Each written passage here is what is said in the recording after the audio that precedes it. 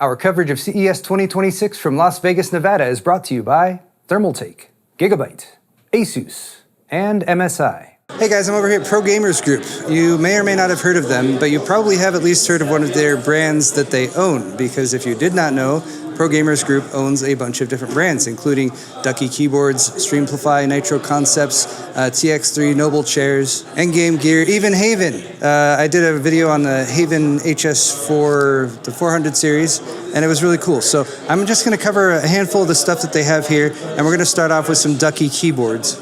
I must admit to you guys that in terms of the higher end keyboard stuff, I am kind of woefully illiterate. I like keyboards, I like mechanical keyboards, but the level of enthusiasm that a lot of people have for keyboards in the keyboard space goes a bit beyond what I'm like totally aware of. So I'm going to get a little bit of help here to show off some of these new keyboards. So I'm here with Colin, who works for Ducky, and he's going to give us a rundown of some of their new products that are coming out this year. Hi. All right, let's get started with the OKM. Okay, so OKM is our very new lineup from Ducky. It's a wallet-friendly segment series that has 980 layout, 75% layout, and 65% layout. And it comes fully packed with 5-layer dampening and gasket mount, hot swappable switches, tri-mode connectivity, and VR support. So it feels great right out of the box, and the price doesn't break your wallet. So for people who just entering the mechanical keyboard scene market, it's a great choice. So what is the price going to be for this one? In the United States, the 980 is probably going to be around MSRP 79, the 75% 69, and the 65% at 65. So that's going to be about $80 for this full-size one.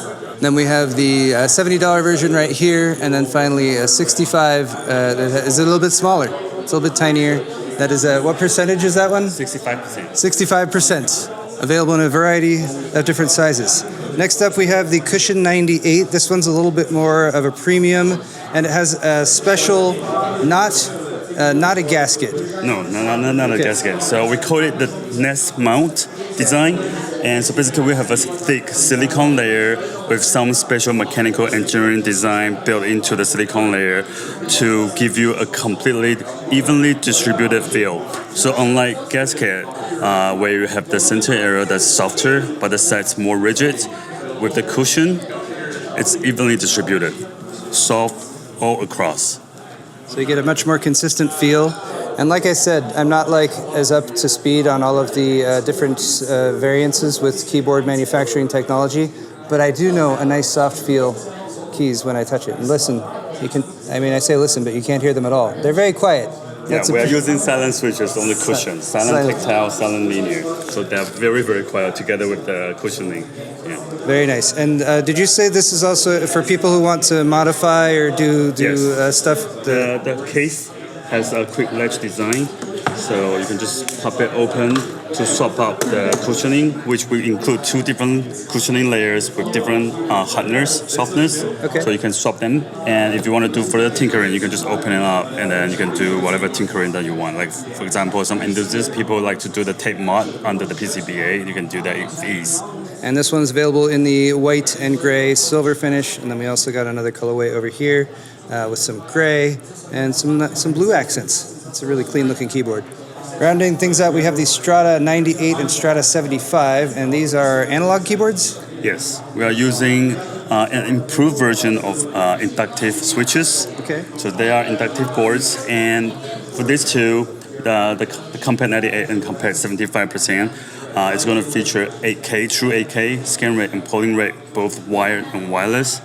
And on the software side, we are listening to our community feedback and really improve on the software.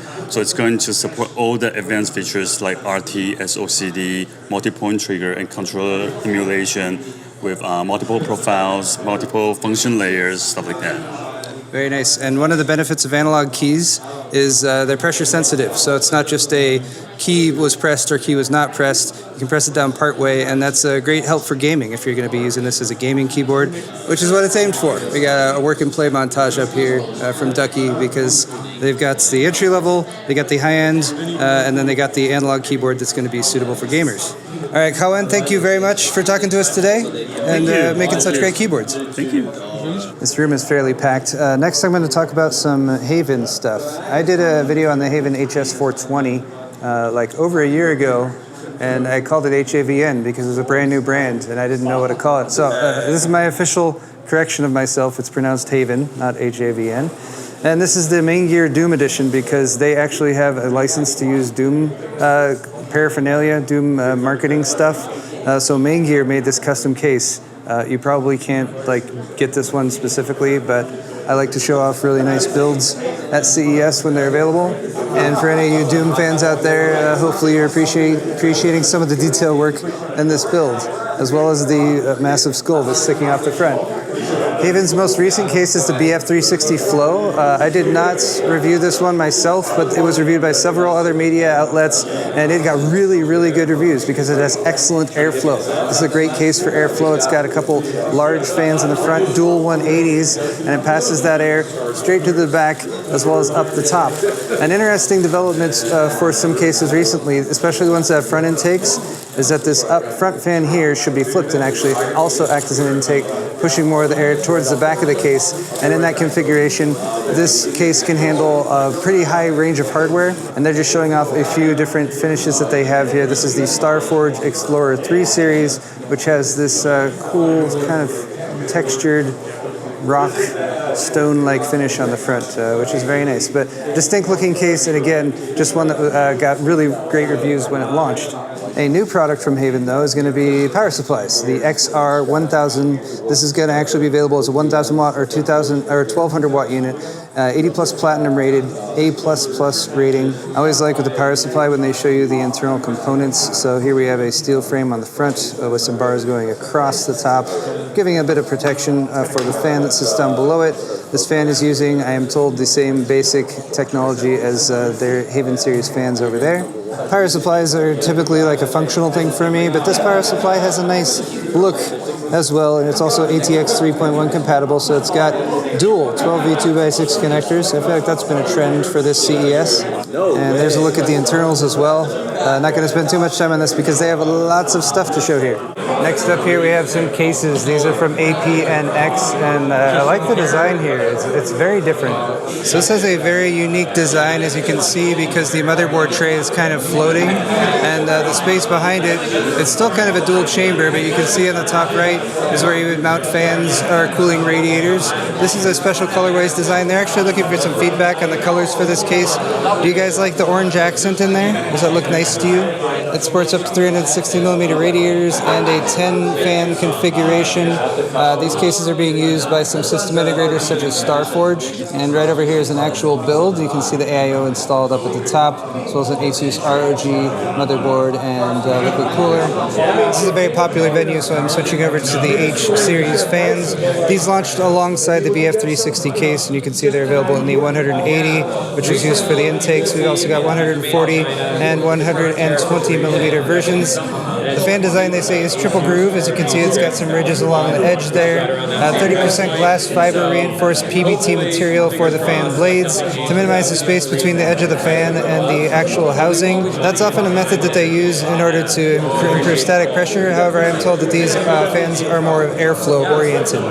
Getting back over to the V2, we can see the two that I already showed you over there, the white and black version. And then here are the Starforge editions, which are heavily customized, as you can probably tell. Starforge is a system integrator, so they sell complete systems. These are compatible with some 3D printing accessories.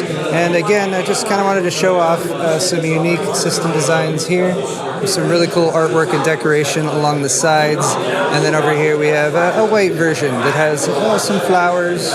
There is a character on the side I do not recognize, so if any of you in the comments are offended that I don't recognize who that is, let me know. Let me know, because I'm sure that's a character from some kind of anime or something. Right? Like, who's that? Who's that guy? I don't know. And rounding things out, we have LYNK Plus. Do you guys remember LYNK Plus? I actually did a little bit of LYNK Plus, like really early coverage on their all-in-one cooler designs for graphics cards back at Computex, like I want to say 3 or 4 years ago. At that point, the reps were walking around with these demo units in their backpack, and they flagged me down like, "Hey, Paul, you want to check this out? It's pretty cool." It's something of a midpoint between an AIO and a custom liquid cooling loop. Right now they have an RTX 5090 design that's currently available in Europe. They're planning to expand and bring this to the US as well very soon. 5090 is currently installed right there, and they're going to be expanding this to include a 5080 as well. They got the 5090 up and running, and then they're also going to be adding a 5080 and 5070 Ti models that you can see right here, 5070 Ti being a little bit smaller.